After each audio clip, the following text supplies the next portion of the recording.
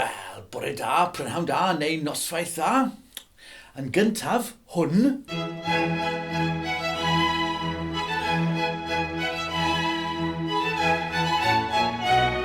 Ac wedyn, hwn.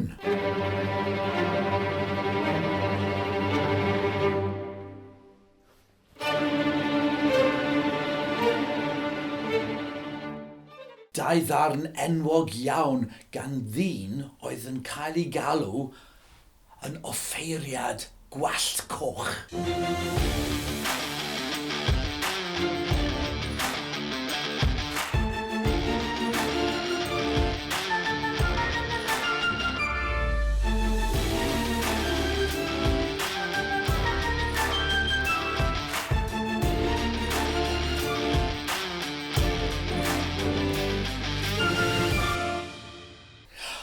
Wel, yr offeiriad gyda gwallt coch, ond enw iawn y boi yma oedd Vivaldi, Antonio Vivaldi.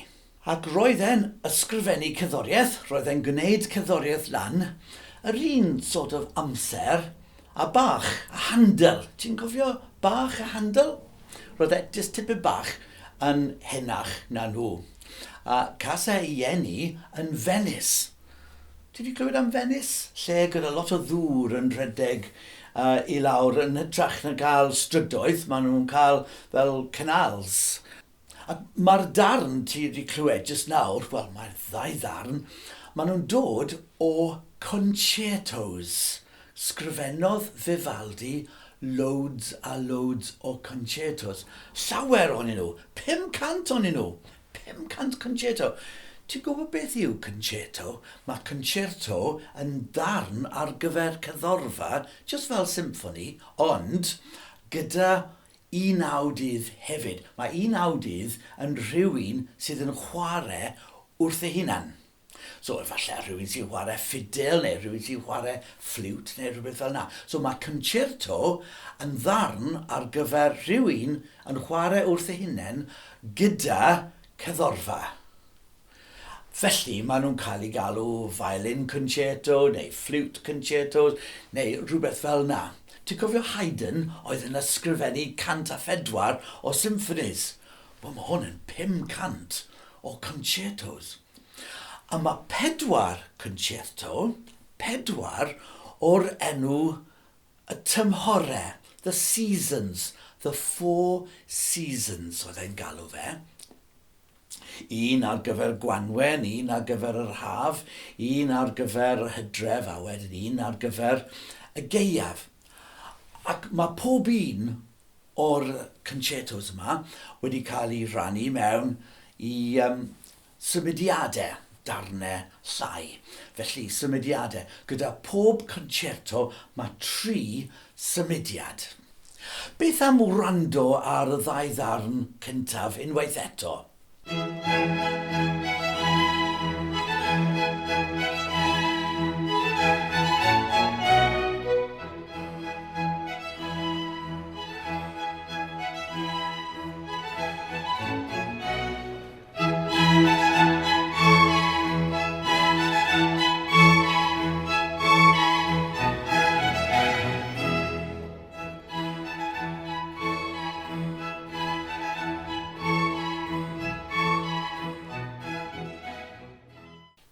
A'r llall.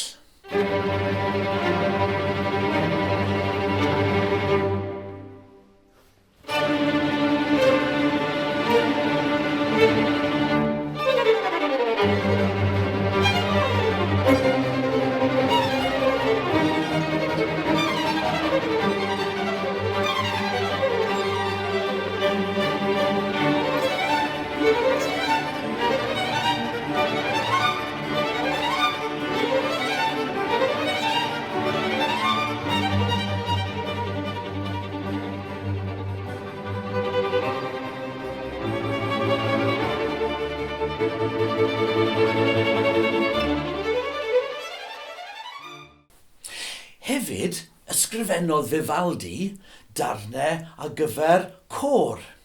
A mae un darn enwog iawn o'r enw Gloria. Gloria.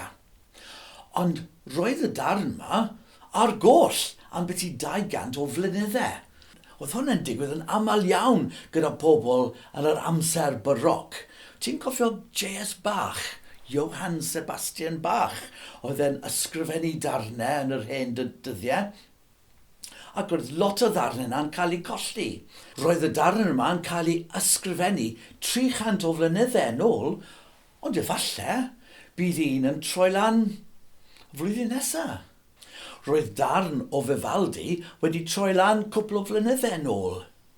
Felly, beth am wrando ar y darn yma gan Vivaldi o'r enw Gloria, a gweld os wyt ti'n meddwl bod e'n darn hapus neu bod lot o fywyd ynddo fe, neu sut mae'n gwneud i ti deimlo. Just gwranda.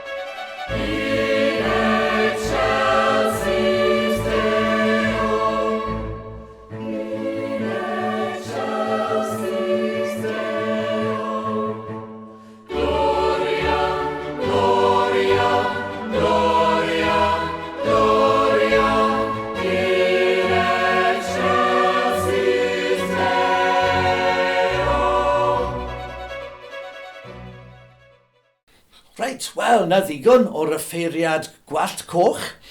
Gobeithio nes ti'n joio fe, a welai ti yr wythnos nesaf.